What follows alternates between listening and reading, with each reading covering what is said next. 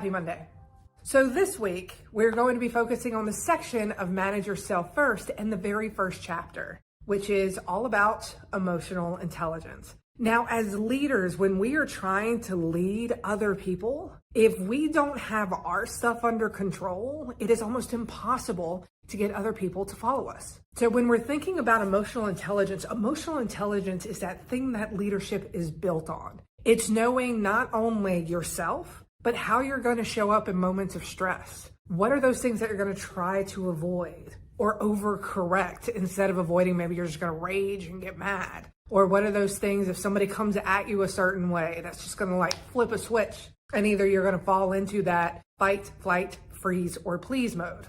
So this book really dives into how our brain reacts during challenging situations. And the biggest tip for this that I want to talk about this week is when we think about our emotions, a lot of times we're like, I'm not an emotional person, Summer. I'm logical. I'm analytical. My emotions do not get the best of me. We're emotional creatures. As much as we like to use that shield of logic and analytics, we are emotional creatures. And when our brain, the number one purpose of our brain is to keep us out of what it considers danger. So when it sees something that it considers danger, it flips a switch to us. We have a bunch of hormones and a bunch of things racing through our body that tends to make us a little less intelligent than we were before we got triggered, right? So when we think about trigger, just flip the switch. All of a sudden, all of these things are coursing through our body and we're reacting in ways that maybe we don't want to. Maybe aren't the best for the relationship in front of us, or maybe aren't how we want to show up. I can remember when this lesson was learned in a very big way for me. You see, I was the one, I prided myself on being logical. I was not an emotional creature. That's what I would say. I'm not an emotional creature. And I was working at the World of Disney, and you've heard me talk about the World of Disney. It was not the finest point in my career. There was a lot of different ways to handle the situations that came at me. And in almost every case, I did not handle them in a way that lined up with my values and who I am. I was triggered in a lot of different ways. And the day that my leadership team decided that it would be a healthier fit for me to go somewhere else was a rough day. That was the first time that I had failed in such spectacular fashion. And I'm sitting around the table with my leaders who we had strained relationship. That's all I'm going to say about that. It was strained. And as they were giving me the feedback, it was feedback that I vehemently disagreed with.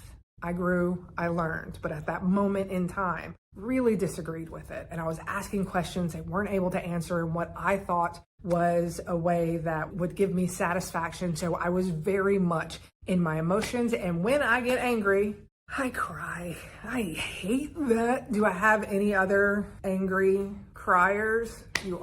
Drop me in the comments. I hate crying when I get angry. And so I asked them, I was like, can I have a moment? They said yes. I go to stand up. They panic. They're like, what are you doing? I said, I'm going to the bathroom. And when I came back to that conversation, I was very much in my fight mode. And I have replayed that moment again and again and again as to what could I have done in that moment that would have made a more positive impact.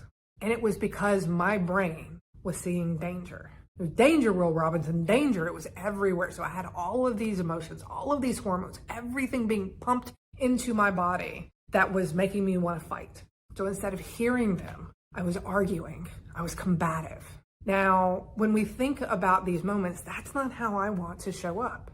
And this is the power of emotional intelligence. It doesn't mean that we're going to do the right thing all the time, as in that moment, definitely didn't do the right things.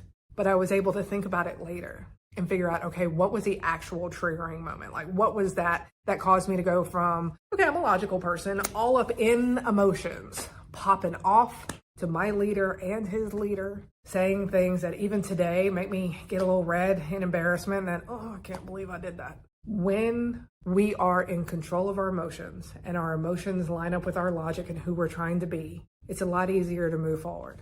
But when emotional intelligence goes out the door, and it will for all of us at some point or another, then that's when we start acting against our values and against who we're trying to be. And so this book really dives in and starts breaking apart the science behind why do we do that. So if you've ever had one of those moments where you're like, Why did I say that to a person I love? That was hurtful. Didn't really mean to do that.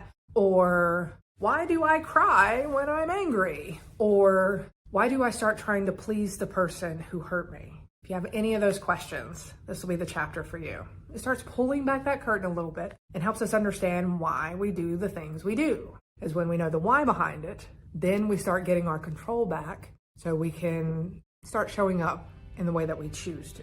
All right, have a wonderful week. And don't forget, as always, you got this.